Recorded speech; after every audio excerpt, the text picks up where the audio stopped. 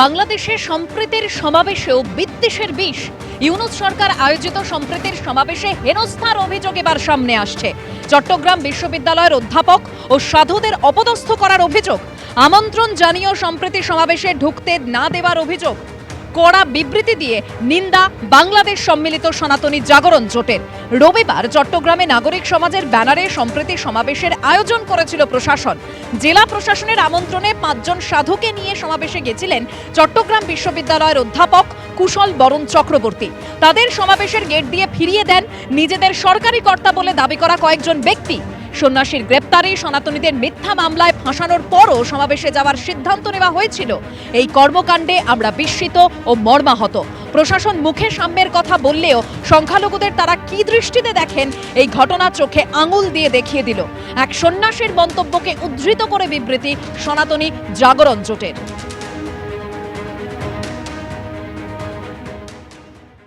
এই আমি সহ আমার সাথেই যোগাযোগ করেছে এবং প্রশাসনের যে আর 5 জন সাধু নিয়ে আমরা যাই। যাওয়ার পরে একটা পর্যায়ে আমি দেখি যে সেখানে সাধু সন্তরা বসে এবং এর একটা পর্যায়ে যে ওখানে গোয়েন্দা সংস্থার পরিচয়ে কয়েকজন বলে যে তাদের যে সেখান থেকে আমাকে চলে যেতে বলে। তা আমি খুবই আশ্চর্য হয়ে যাই, যেখানে আমাকে এই প্রোগ্রামে প্রশাসন থেকে নিমন্ত্রণ করা হয়েছে, এমনকি দুপুরে যখন আমি আসতে দেরি করছি তখনও বারবার ফোন দেওয়া হচ্ছে। এরকম একটা অবস্থায় আমাকে চলে যেতে বলা, মানে বিষয়টি মানে আমার জন্য খুবই আশ্চর্য একটা বিষয় হয়েছে এবং একটা বিব্রতকর একটা পরিস্থিতি ওরকম। তা আমি বিষয়টা আমার একদম ভালো লাগে নাই। তো আমি জানতে চাইলাম এবং বুঝলাম যে প্রশাসনদের কেউ হয়তো তাদের বলেছে বা তাদের করাচ্ছে, এবং জানতে পারলাম যে এই পুরো আয়োজনের কোনো একটা স্টেক হোল্ডার বা কেউ হয়তো কারো হয়তো আমাদের প্রতি নেতিবাচক ধারণা আছে, তারাই সেই বিষয়গুলো বলছে।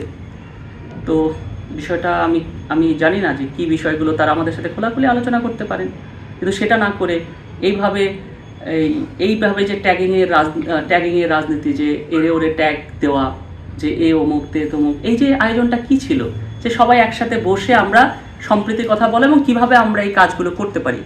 এভাবে প্যারালালভাবে যদি আমাদের যদি এভাবে দূরত্ব বাড়তে থাকে বা বাড়ানো হয়, এটা কি ভালো?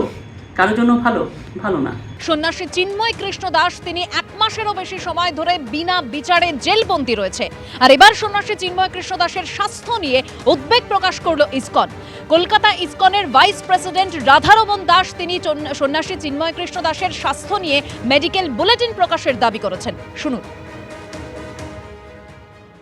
নভেম্বরকে ওনাকে যখন গ্রেফতার করা হয়েছিল, উনি অ্যাকচুয়ালি মেডিকেশন থেকে ছিলেন ওনার। তখন 2-3 দিন পরেই যখন এক অন্য ব্রহ্মচারী ওনার ওষুধ নিয়ে জেলে যাচ্ছিল, ওকেও গ্রেফতার করে নেওয়া হয়েছে। তখন থেকেই আমাদের আশঙ্কা ছিল কি উনি মেডিসিন কীরকম নিচ্ছে, কেন কি জেলে তো ডক্টর আর নিজে স্বতন্ত্রতা নেই, ওখানে ডক্টর দেখানো জানি না কীরকম উনি করছিলেন। আপনাদের মাধ্যম থেকে আমি শুনছি কি ওনার শরীর খারাপ, তো এটা খুব চিন্তার বিষয়। আমরা আশা করি কি সোশ্যাল মিডিয়াতেও অনেক লোক জিজ্ঞেস করছে কি উনি কী হয়েছে প্রভুকে, ওনার শরীর খারাপ শোনা যাচ্ছে। এটাও শোনা যাচ্ছে কি ওদের ডক্টরকেও নিয়ে গিয়েছিল জেল থেকে। তো সবাই আশঙ্কায় রয়েছে। তো একটা যদি মেডিকেল বুলেটিন জেল তরফ থেকে যদি ইস্যু করে দেয়, তাহলে গোটা বিষয়ের উপরে প্রকাশ হবে কি। একদিকে সন্ন্যাসী চিন্ময় কৃষ্ণ দাসের স্বাস্থ্য নিয়ে উদ্বেগ প্রকাশ করেছে ইসকন, অন্যদিকে সন্ন্যাসী মুক্তির দাবিতে সরব হয়েছে রাষ্ট্রবাদী সনাতনী হিন্দু সংগঠন।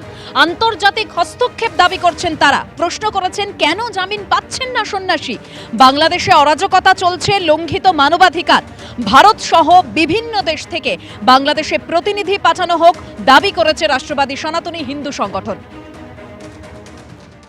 বাংলাদেশে যে অরাজকতা চলছে, হিন্দুদের একটা গার্ডিয়ানশিপ নাই বলেই পার্শ্ববর্তী ভারত ওনাদেরকে অভিভাবকত্ব নিচ্ছে না। ওনাদেরকে পার্শ্ববর্তী ভারতের হিন্দুরা যেভাবে রেস করছে, এটা 1% মাত্র।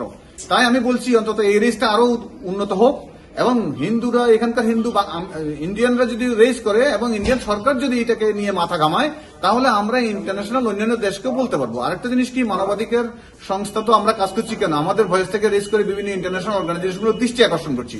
আমার মনে হচ্ছে ইন্টারন্যাশনাল একটা মনিটরিং টিম দ্রুত বাংলাদেশে যাওয়া উচিত না হলে যেভাবে আমি শুনছি যে এভরিডে মারা যাচ্ছে হিন্দুরা, এটা অনেক ভয়াবহ হতে পারে।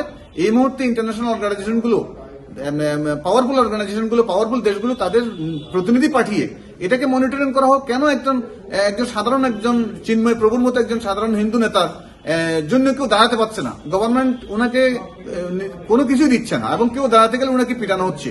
এই ধরনের একটা পরিস্থিতিতে মানবাধিকার লঙ্ঘন 100%, এবং এই দেশটা অরাজকতার দেশ হয়ে গিয়েছে। এই মুহূর্তে আমি মনে করি কি ইন্টারন্যাশনাল মনিটরিং অত্যন্ত জরুরি, এবং বিভিন্ন সংস্থাগুলো ওখানে গিয়ে মনিটরিং করুক। প্রত্যেকটা কেস, ওনার বিরুদ্ধে যে কেস করা হয়েছে এটা কোনো ভিত্তি নেই, এগুলো প্রত্যক্ষ গিয়ে দেখে আসুক, এবং এটার জন্য একটা জরুরি একটা অ্যাকশন নেয়, একটা জাতিকে বাঁচাক, একটা ধর্মকে বাঁচাক।